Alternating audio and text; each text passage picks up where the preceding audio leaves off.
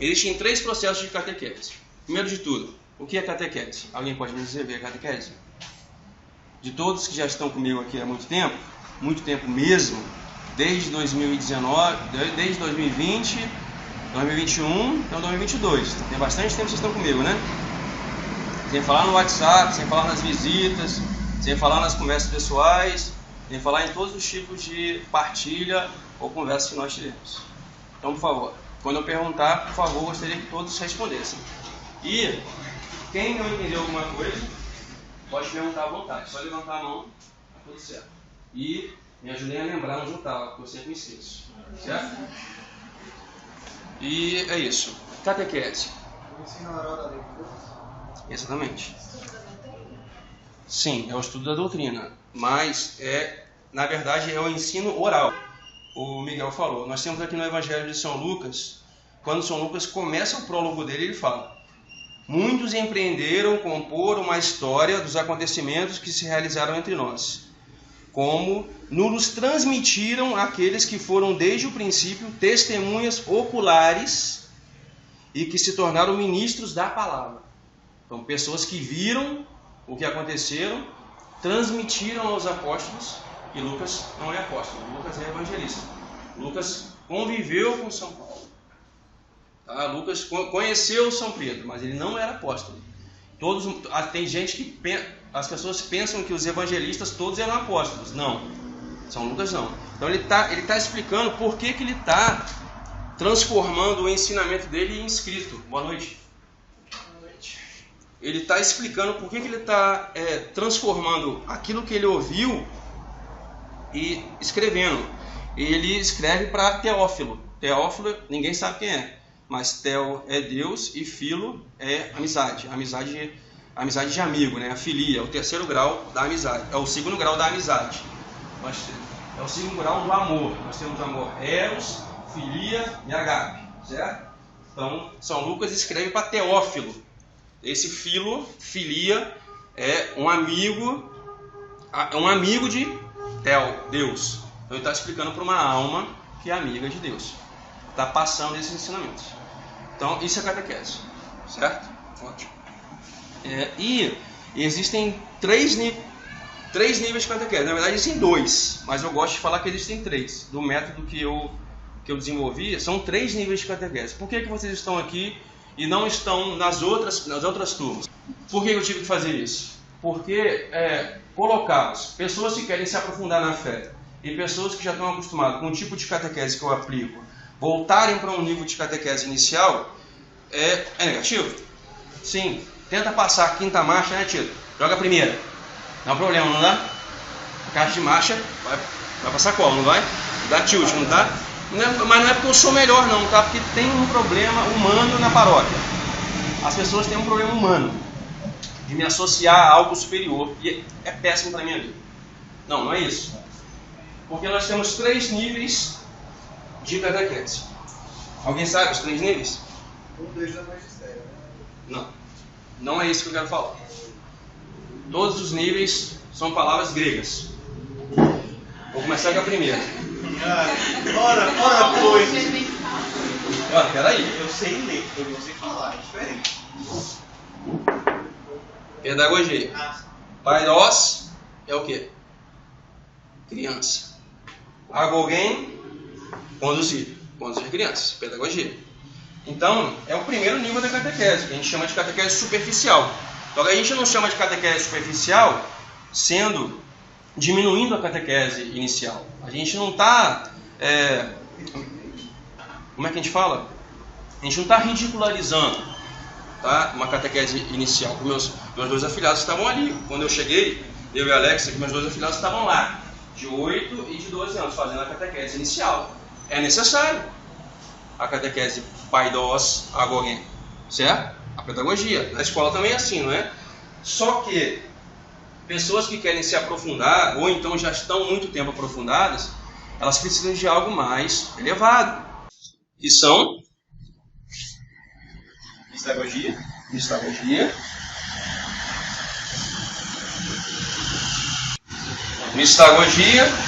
seria Bom, tá quase escrita a palavra aqui, né? Mistagogia. Mistagogia. Mistagogia. Não. Mist. É a primeira parte de uma palavra que a gente conhece em português. Mistério, você fala? Mistério. E agogen, conduzir. Conduzir para os mistérios. E já é uma catequese sacramental. Que quando a gente já faz uma catequese para a iniciação das pessoas que vão receber sacramentos. Que no caso é a maioria de todos nós. Né? No meu caso não. Ou sim, depende. Depende se eu vou receber depois da extrema-unção. Mas eu não preciso de catequese para receber extrema-unção. Até que eu já recebi 2 e não morri, graças a Deus. Ou não sei. Mas nós precisamos dessa mistagogia, né? Mysterium agogen, para poder receber os mistérios. Por quê? O que é um sacramento? Sacramento. Se alguém sabe me dizer o que é um sacramento? Vou falar de mais bonito. Da onde deriva a palavra sacramento? Você tenta fazer anagogia. Pode fazer, mas é isso mesmo. Esse é o processo que a gente tem aqui em maior escala. Porque o terceiro mistério, ele soma. Por quê? A pedagogia e a mistagogia, elas nunca estão separadas. Certo? E o último degrau da catequese, ela usa os 2 primeiros. Não tem como. Sempre nos próximos encontros eu vou fazer várias e várias, mas eu sempre vou usar o latim e o grego. Sabe por quê? Porque o latim e o grego são as línguas maternas da igreja. Todos os documentos, toda a vida apostólica, tudo aquilo que aconteceu subapostólica, após os apóstolos, no Império Romano, na Idade Média, foi a era de luz da igreja, foi no grego, no começo, ali nos 5 primeiros séculos, e a partir da Idade Média, tudo em latim. Então a gente vai ter uma etimologia, uma ciência que eu aplico sempre aqui, da etimologia das palavras, porque a gente não entende quase nada. Porque eu acabei de falar para vocês, pedagogia. Você já ouviu falar, eu sou pedagogo, a pessoa é professor. Não, pedagogo é a pessoa que auxilia crianças. Não é professor, porque ela não dá aula no ensino médio. Então agora você já sabe, um pedagogo é a pessoa que inicia crianças, pois não. Pedagogo. O hebraico não entra nessa brincadeira aí? Não, entra, mas no Antigo Testamento. No Novo Testamento não tem hebraico. E nós somos a nova aliança, certo?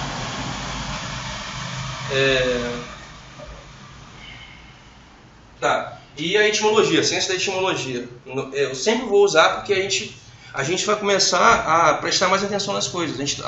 Muita coisa passa batido porque a gente não sabe o que significa. Porque eu estou perguntando agora. O que significa a palavra sacramento? Se todas as pessoas, eu sei que você sabe, mas está escondido no inconsciente. Pelo menos os que estão comigo. Mas se todas as pessoas soubessem o que a palavra sacramento significa, jamais comungariam de qualquer forma. Jamais comungariam um estado de pecado mortal. Jamais omitiriam um pecado grave na confissão. Jamais. Hoje mesmo eu estava lá em casa, almoçando, de bom grado, e uma visita na minha casa, né? E essa visita é muito chegada minha. Porque se está sentado na minha mesa e me suporta, tem que ser muito amigo minha, né? Pra estar lá em casa. Aí eu não sei o que eu falei, vai pra Aparecida, né? Então, minhas filhas, fica aqui com a fulana, porque eu não vou falar as identidades das pessoas que não é certo? Vou falar as identidades. Eu vou contar o milagre, mas não vou contar o santo. Minhas filhas, fica aqui com a fulana que amanhã ela pode, né? Eu sempre brinco lá em casa, vai que ela falece, né? Não vai ver nunca mais, né? A senhora já confessou? Antes de viajar? A gente tem que estar preparado, né? Para se encontrar com o nosso Senhor, sempre. Aí ela... Não, eu me confesso direto com Jesus, todos os dias. Eu falei, ai.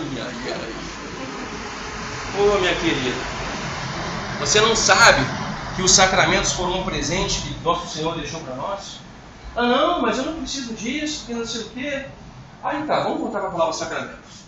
Você sabe o que a palavra sacramento significa? Não.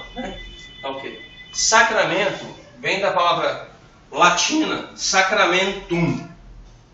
Certo? Não vou escrever. só que da palavra grega, materna. Fala alto que eu ouvi. Mistério. Mistério. Eu enxergo mal, mas eu ouço igual o Superman. Mistério. Então não pensamos nos sacramentos. Um mistério. É inteligível. Você não sabe. Aí eu falei para essa querida, peguei na mãozinha dela, no ombrinho dela, estava do meu lado, sentadinho. Falei, minha querida, nosso Senhor Jesus Cristo apareceu ressuscitado no capítulo 20 de São João, ou 15, não me lembro. Ele apareceu ressuscitado para os apóstolos e soprou o Espírito Santo neles. E o que é o Espírito Santo? Lembra que eu estou nesse lugar, tá? E o que é o Espírito Santo? Nós temos 3 pessoas na Trindade, né? O Pai e o Filho. O que é o Espírito Santo? O que é o Espírito Santo? O Pai ama o Filho. E o Filho ama o Pai. Só que esse amor é tão perfeito. Lembra do que eu falei dos 3 níveis de amor? Eros, filia e agape. O eros, erótico. Amor de amante. Nada sexual, tá, gente? Nada desbobeirado não. Tá? Que é catolicismo. Eros, amante, fervor, ver o namorado. Ah, meu Deus, coração. Como é que é? Tira aquele. Como é que é aquelas carinhas que vocês fazem, né? Mexendo, né, no status lá.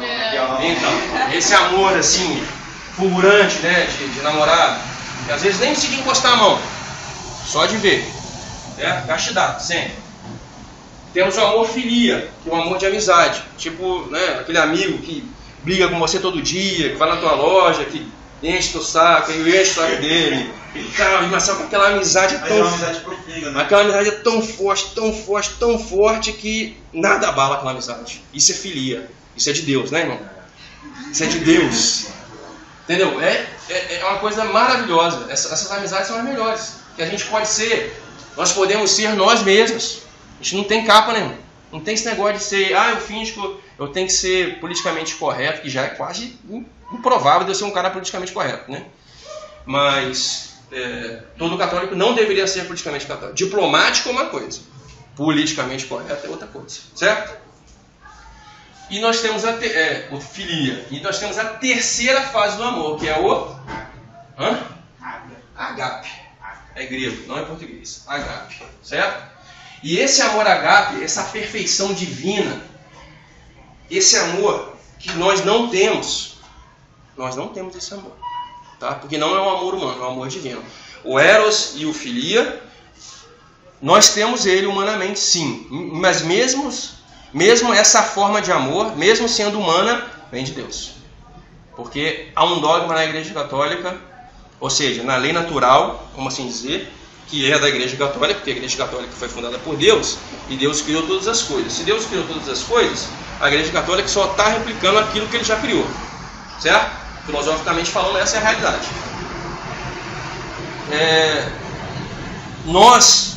Nenhum ser humano é capaz de ser bom. Esse é o dogma máximo que todos nós temos. Nós não somos capazes de sermos pessoas boas. Ninguém é bom. Lembram que... Tô aqui, hein? Me lembrem. Lembra que chegou o jovem rico e falou...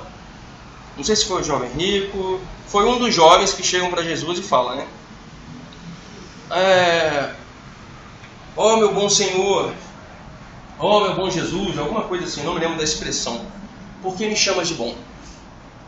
Porque não se esqueçam, Jesus é Deus e homem. E ele assumiu... Tem vezes que ele fala como Deus, tem vezes que ele fala como homem. Não sei se vocês já perceberam isso na Sagrada Escritura. Já perceberam? Tem hora que ele fala como Deus, tem hora que ele fala como homem. Só que é um mistério tão grande da união hipostática que você não sabe. É um mistério. Você não sabe. Mas ele fala assim, por que me chama de bom? Por que me chama de bom?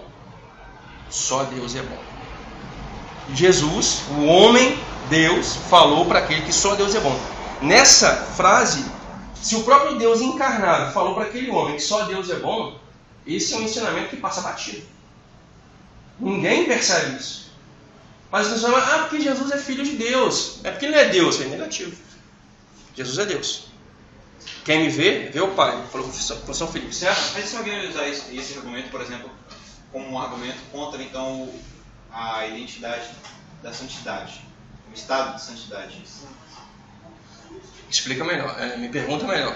E se alguém usar esse argumento contra os santos? Ela poderia negar a santidade, já que o homem não é capaz de ser bom. Não sou eu quem vivo, é Cristo que vive. Tá bom?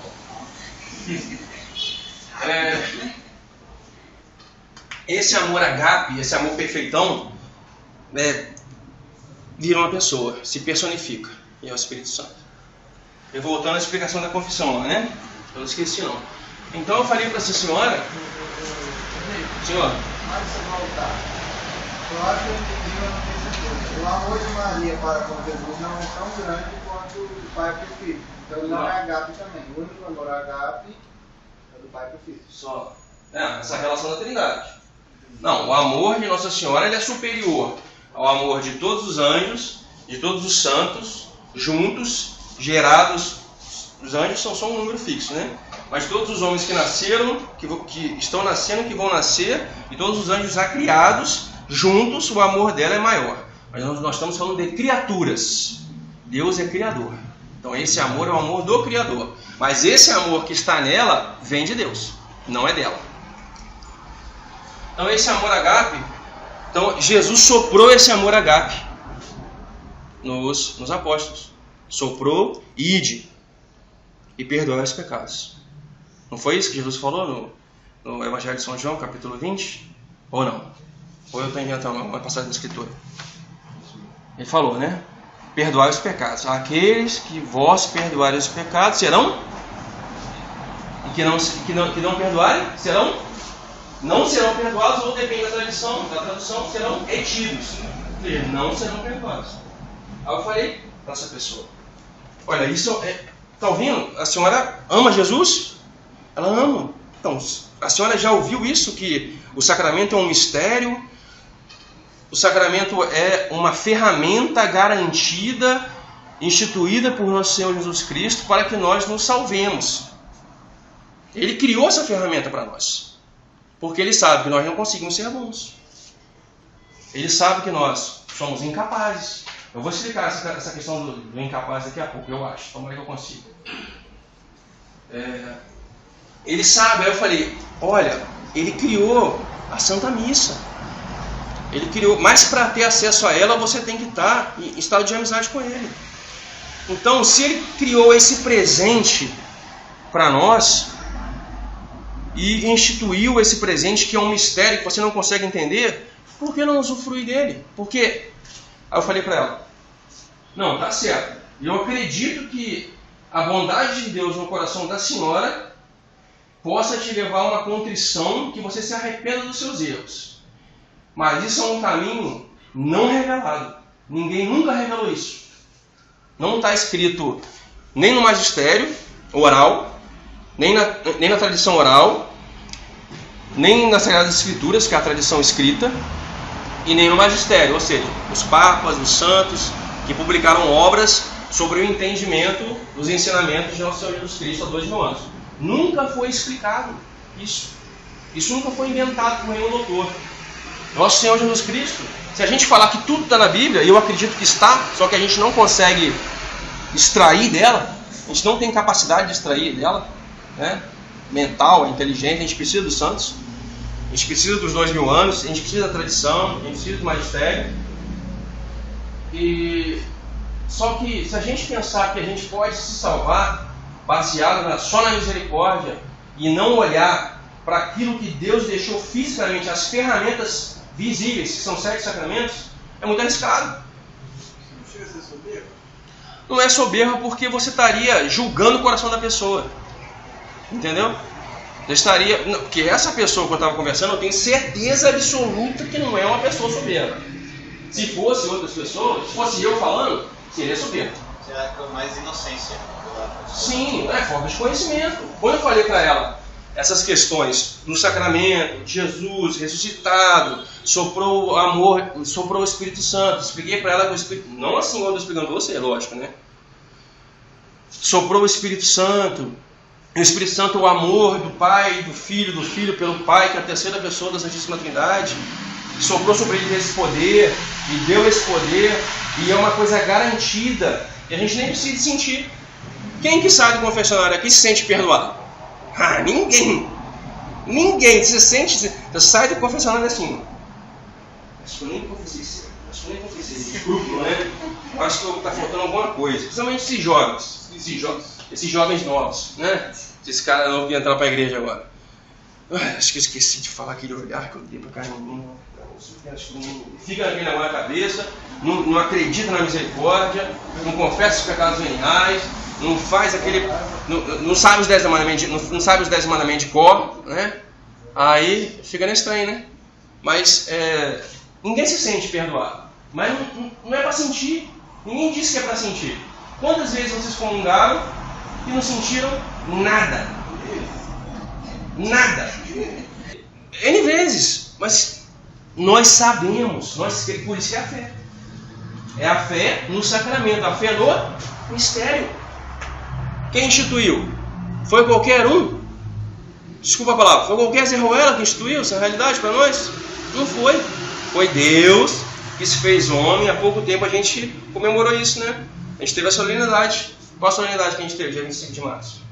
Anunciação. A anunciação. Mas o que acontece na anunciação? Maria fala que ela está grávida. E o que acontece de mais grandioso ainda? Ali Jesus vem à terra como homem. E qual é o nome desse ato? Encarnação. Encarnação.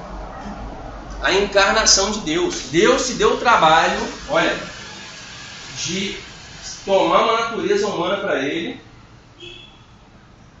e sofrer tudo que ele sofreu. Não vou entrar em detalhes sobre o processo de sofrimento de Jesus ainda, para instituir a Santa Igreja, a Santa Religião, vamos assim dizer, Santa Religião.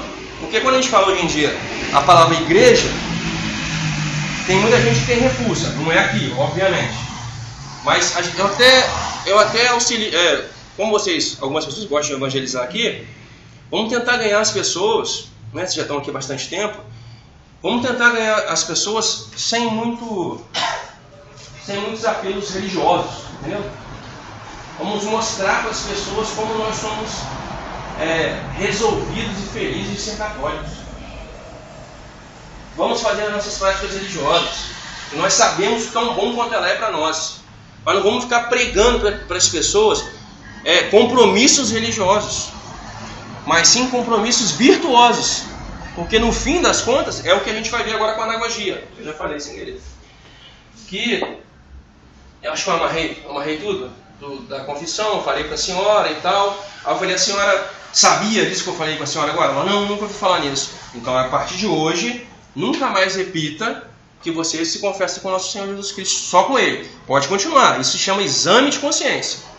Todos nós temos que fazer, certo? Levantou cedo? Hoje eu tenho aquele vacilo. Vou falar assim porque todo mundo é jovem aqui. Posso falar assim, não posso? Até você, pô. Lógico. Eu já levanto de manhã, olha, eu tenho aquele vacilo que eu tenho que ficar longe dele. Eu tenho aqueles. Não, mas que é 40 das manhã. Mais ainda, eu tenho que ficar longe dele. Aí meio-dia, vou almoçar. Quantas vezes que eu caí nesse negócio, hein? Nessa bobeira que eu sempre falo. Às vezes de ser muito nervoso, de brigar com os irmãos, de desrespeitar a esposa, de desrespeitar o pai, de falar áspero com o filho, ou de olhar não sei o quê. Quantas vezes, né? São pequenos defeitos, tá? São pequenos. Que a gente tem que vigiar, são os pecados veniais. Os mortais a gente tem que abandonar para sempre. Né? Nessa quaresma eu vou deixar de trair a minha esposa. Não existe isso. Né? Não existe isso. Trair a esposa é para sempre. Acabou, estaca zero. Ninguém é santo por guardar os mandamentos, vocês sabem, né? Guardar os mandamentos é estaca zero. Então, exame de consciência, falei para ela, isso é um exame de consciência. Faça sempre, mas quinzenalmente, mensalmente, faça a sua confissão. Faça a sua confissão. Porque é a ferramenta garantida que nos levará para a vida eterna. O Evangelho de hoje não fala isso? Ou ninguém leu o Evangelho de hoje? Perguntei muito rápido. Nem aqui que fala no Evangelho de hoje. Aquele que crê tem A vida eterna. Eu só lembro da parte dos mortos ouvirão. Os mortos ouvirão. Quem são os mortos? Os mortos fisicamente ou nós, banhados no lodo do pecado? Nós. Esses mortos que ouvirão. Aqueles que Jesus fala: mestre, eu quero te seguir, deixa eu enterrar meu pai primeiro. O que é que ele fala? Deixa que os mortos enterrem. Quem são os mortos? Aqueles que não ouvem a palavra e não praticam a sã doutrina. Tá, aí voltando na palavra igreja lá, mas é muito importante saber o que é igreja. O que a palavra igreja significa? Primeira coisa, eu estou totalmente longe do que eu ia dar hoje, tá? Totalmente longe. Até agora é tradição sua. Totalmente longe, mas tá tranquilo, né? Sacramento da salvação. Sim, você é pensadinho, né? Igreja é isso. Ainda bem que ninguém ouviu. A igreja é isso. Só que, não sei se vocês já sabem disso, na Sagrada Escritura, na tradição escrita, quantas vezes a palavra igreja aparece? Eu sei que eu estou perguntando uma coisa estranha, né? Mas eu sei, eu já contei. Certo? 85 vezes a palavra igreja aparece. Qual é a primeira vez que a palavra igreja aparece na Sagrada Escritura? Vou dar uma dica. No Antigo Testamento? Ou no Novo Testamento? No Novo Testamento. Da boca de quem? Jesus. De quem? Jesus. Nosso Senhor Jesus Cristo. E o que ele falou? No Antigo Testamento se falava templo, do lado de igreja. Tabernáculo, né? Por isso que todas as confissões protestantes usam esses termos, né? Tabernáculo, templo, porque eles não gostam do que realmente significa a palavra igreja, certo? Então, no Novo Testamento. Mas quando essa palavra aparece no Novo Testamento, Essa pedra que está em igreja. em que passagem mesmo? É que eu mais gosto. Mateus. Acho que é Mateus. E o capítulo? 16, 18. Tu és Pedro, e sobre esta rocha edificarei as nossas. Daqui 15 séculos, eu vou mandar um cara fazer uma pra mim? Não, né? A minha. E a palavra igreja, como nossa querida irmã falou aqui, onde está escrito essa definição? Qual documento? Sacramento, Mysterion, Universal, Católicos da Salvação, Salus, que é saúde também, saúde da alma. O que é universal? Católicos. Universal em grego, católicos. Por isso que São José é padroeiro universal da igreja, padroeiro católico da igreja. O que é a igreja? Mistério, sacramento universal da salvação. Isto é a palavra igreja. Então, às vezes as pessoas falam comigo, Nicolas, que a igreja está errando, que a igreja está fazendo isso, que a igreja está fazendo aquilo. Falando, irmã, não é igreja não. São os homens. Vou falar agora, obrigado. Vocês têm que me ajudar, tá? Então, beleza. Toda essa questão do religioso, a gente pregar as práticas religiosas, a gente prega prática religiosa para quem quer saber como é que é. Nicolas, eu queria me consagrar à Santíssima Virgem totalmente. Eu queria aprender a rezar o rosário. Aí, vamos ensinar. Agora não fica martelando na cabeça das pessoas, entendeu? Chama para missa, chama para os sacramentos, para as ferramentas instituídas por Nosso Senhor Jesus Cristo, para a ferramenta maior instituída por Ele. Nós estamos nela, não sei para onde eu estou apontando.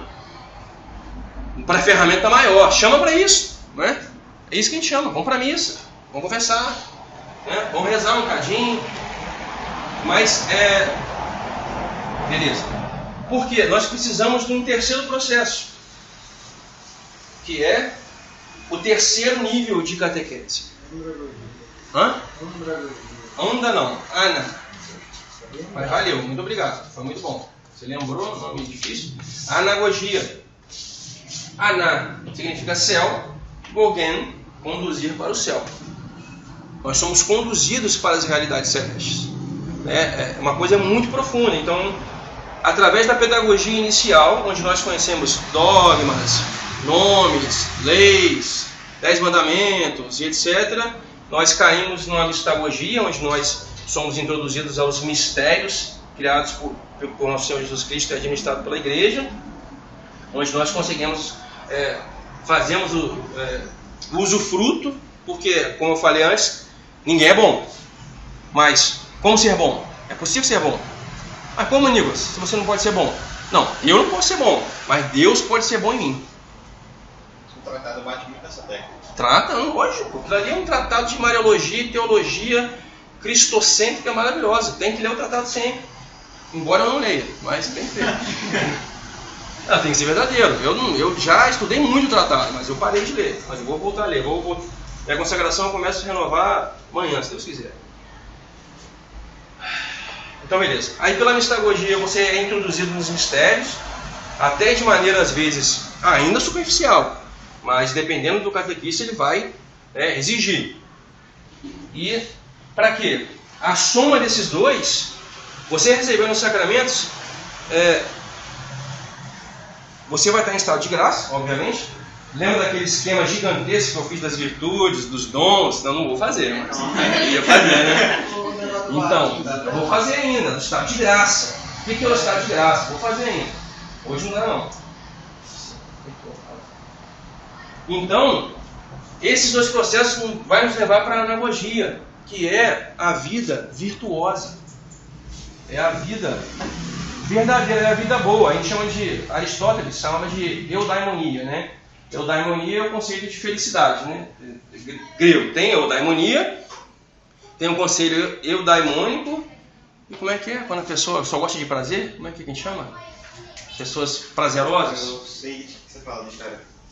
Hedonistas. Nós temos os eudaimônicos e os hedônicos. Hedonismo é aquele prazer, né? É sexo, é comida, é bebida, é dinheiro, é carro, é isso que faz a pessoa feliz. Só que tinha essa vertente na Grécia Antiga, não tinha carro, né? Mas tinha fama, dinheiro e poder.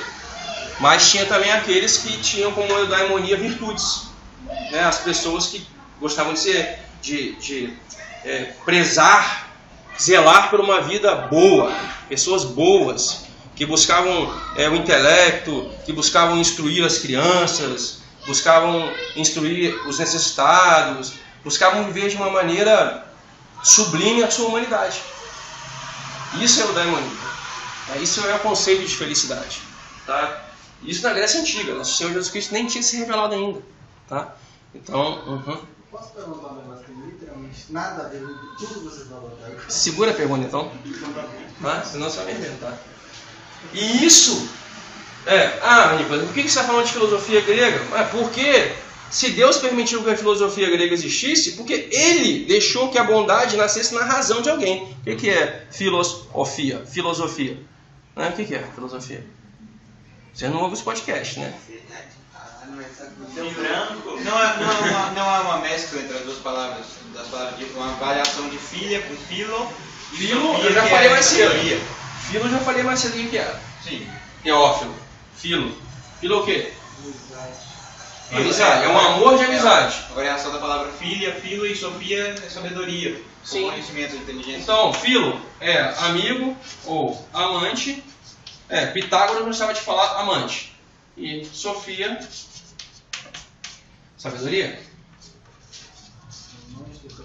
E qual é amante ou amigo da sabedoria? E qual é o que é a verdadeira sabedoria? Quem é a verdadeira sabedoria? Deus.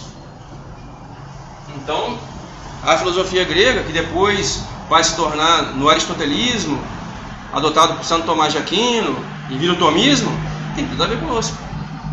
Agostinho fala que descobriu a verdade, essa verdade é Deus?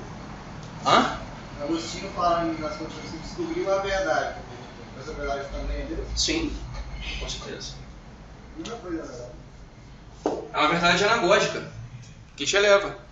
Tá? Então, esses são os 3 passos de catequese, e aonde tenho certeza que todos nós precisamos dos 3 passos, mas como nós somos já mais assim, né, iniciados, né, já somos mais crianças, já temos um básico, raso, mísero, medíocre conhecimento, então nós podemos realmente seguir em frente nesse método mais violento, tá? Mais forte, né? Vocês dois perceberam que é mais forte, né? O método é mais profundo. Estou errado? Só esse padre Paulo Ricardo, esses caras não contam, né? Estou falando que gente mortal, normal, humana, tá? Esses caras aí não contam não.